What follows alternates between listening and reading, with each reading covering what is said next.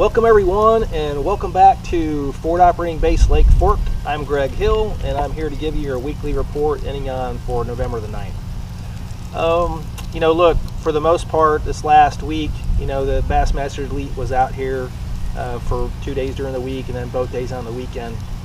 And we really had a chance to see them put on a fishing performance. You can see that some of the anglers, some of the best anglers in the country, and you can see that some of them had real problems here at Lake Fork, while others tend to do very well. That's Lake Fork for you. We have that kind of saying, Lake Fork giveth and Lake Fork taketh away. So that's not a surprise to me, especially with this fall season and the way the fall has been playing out so far. With the turnovers and basically the fish really just being spread out still and not really schooled up yet, I think, for their fall patterns.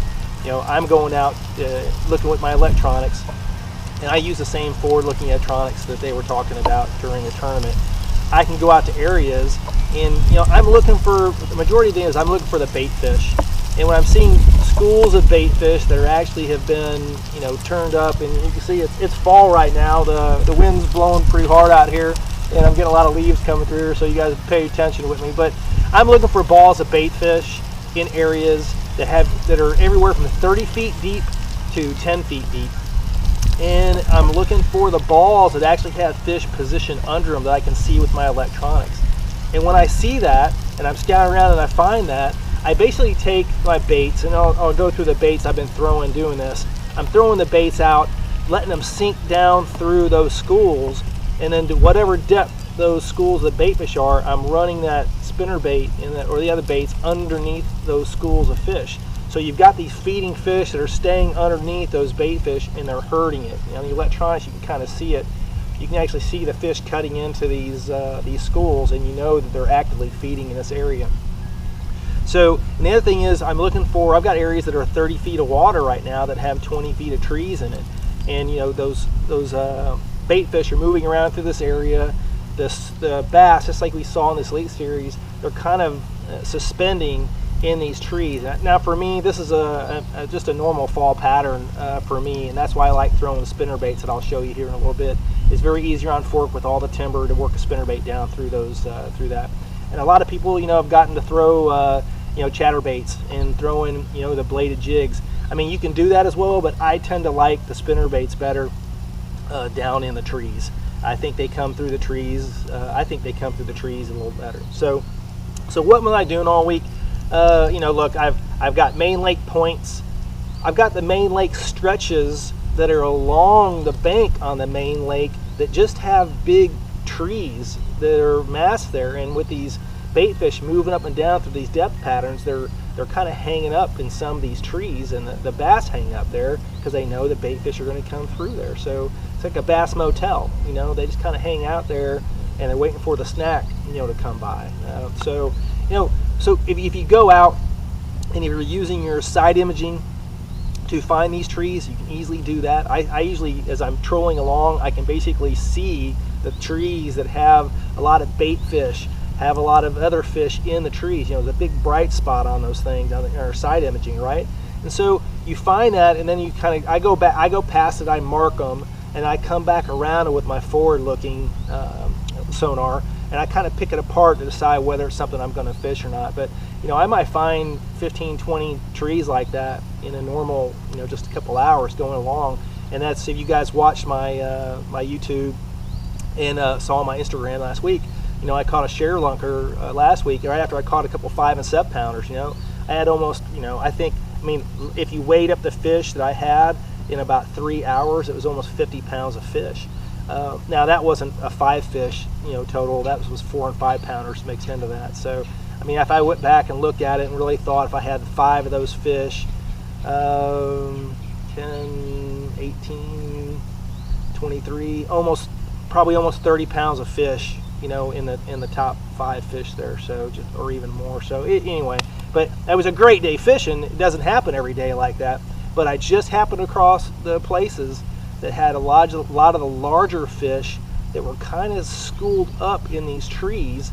And as I worked my way back through them, I could throw these baits and you know, the spinner baits for the most part working through there. But I'm going to go over the baits I've been throwing.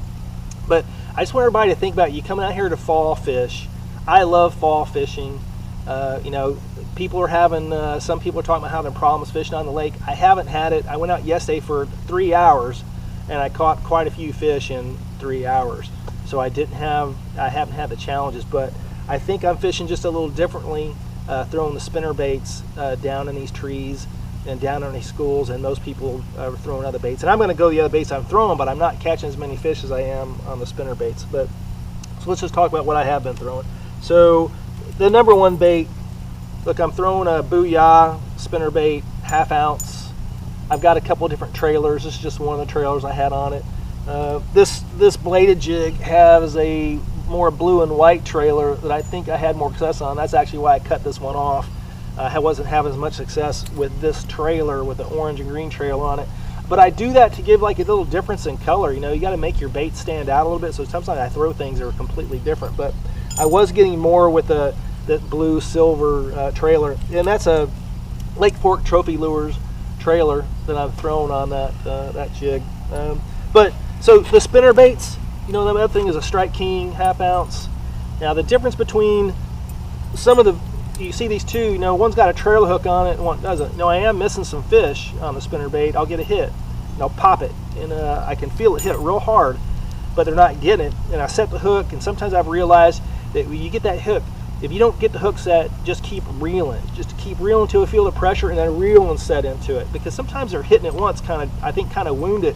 They're not really putting it in their mouth the whole time. They're hitting it real hard, and they're just hitting it. And then they come back again. So if you just keep reeling in, keep the same reeling, it'll come back and hit it again. And that's how I caught that larger fish, the 10-pounder. So, I'm sorry, the 8.5 pounder. But this one with the trailer hook, I'll throw this in more of the open water, and I'm looking at, you know, areas that don't have as many trees. I want to work above the trees. It's not super thick, and then I can basically work it with a trailer hook down in there. And then, hey, I'm going to go into it's starting to rain here a little bit, but I'm going to fishing up. I'm going to finish this up, sprinkle a bit, but I'm going to go ahead and fish this up. But hey, rattle traps. So look, I'm throwing both the 1/2 ounce and 3/4 ounce rattle traps, same thing, letting them sink down through there and work them through. As what everyone knows, you got to be careful working these through the trees, because I mean, it's going to get hung up in the trees. You can't really work those in areas where there's too much tree. So of course, when I'm working some of the shallow areas, and I've got some shallow trees. So when I say shallow trees, I mean, I may be 20 feet of water, but I'm only going to fish the top 4 or 5 feet of above the tree, because I can see the fish at the top. I am throwing these bladed jigs through those, and you know, successfully. But I don't like to work those down in the trees. They're hard to work deeper for me, so that's why I tend to stay with the spinner bait. The other thing though you can throw down there though is a nice swim jig. So again, I'll throw this swim jig, work it down through the trees, and just, it's a slow, steady reel for this type of stuff. Now, and I throw this in the open water too. I throw it out past those schools, let it sink down through the school, and then bring it back, you know, underneath of it, and getting the fish that way. The majority of my fish have been between 10 and 15 feet level.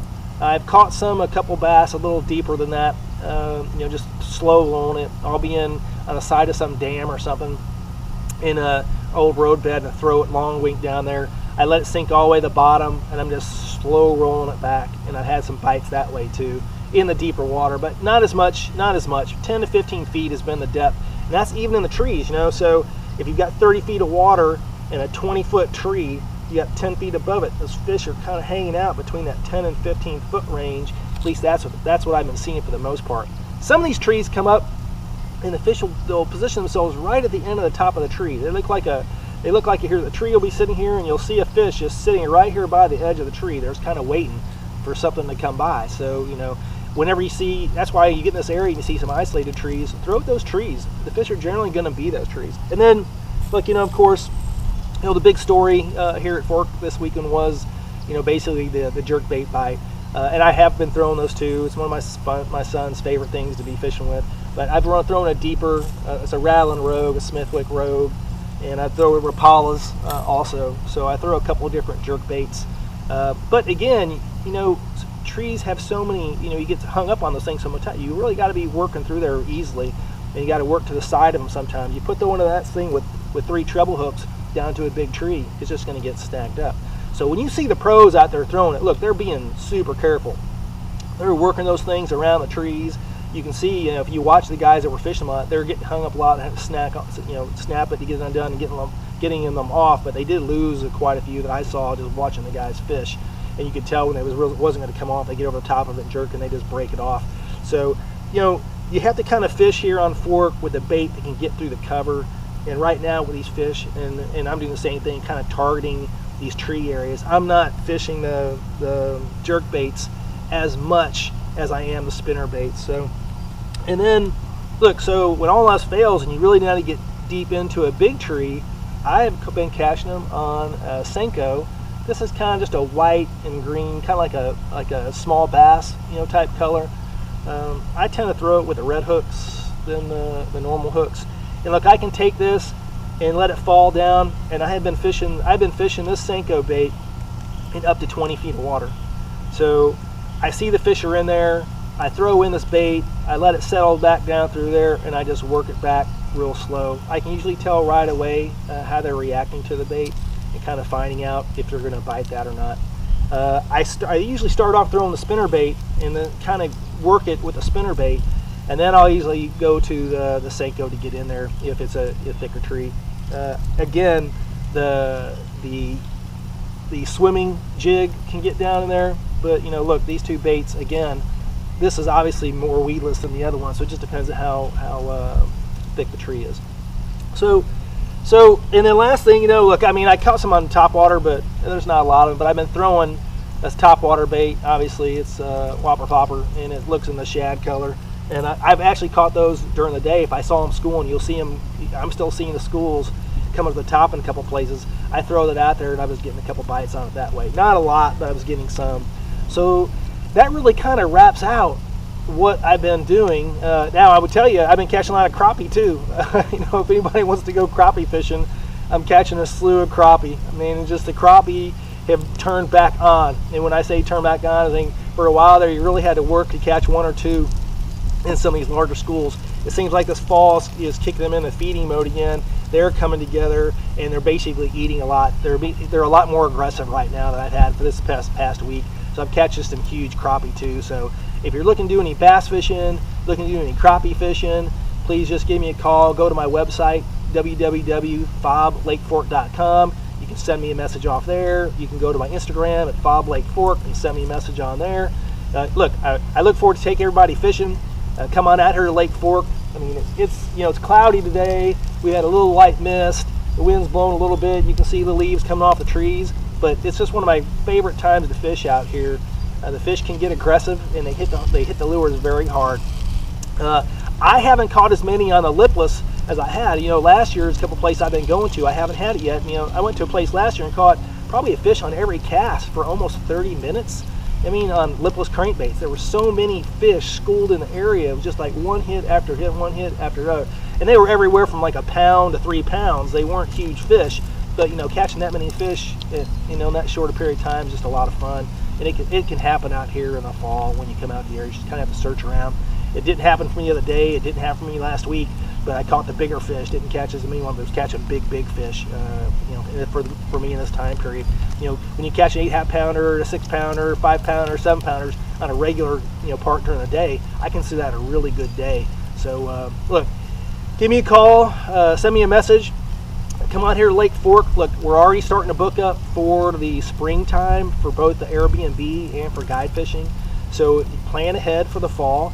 If you want to start fishing, in the February time frame, please, send me a message. But look, I look forward to meeting you guys. Look forward to taking you fishing.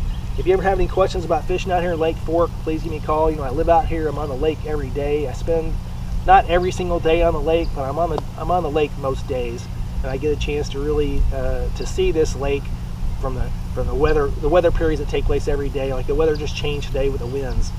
Which coves have the most wind to it? The temperature right now we're in the 70s here, but look, last week was pretty steady. We were 80s during the afternoon, 70s, basically in the cold weather. And look, the fish in the afternoon are warming up, you know, so it's not as much even the morning bite as this doesn't matter if it got warmer trend during the day, even with it being just a bluebird day that you might want to see, might not want to see in the summertime. Seeing that in the fall time is really good. I think the fishing gets better as it comes in this afternoon period in the fall. So anyway, you guys have a great day. It's been great talking to you, and I look forward to meeting y'all.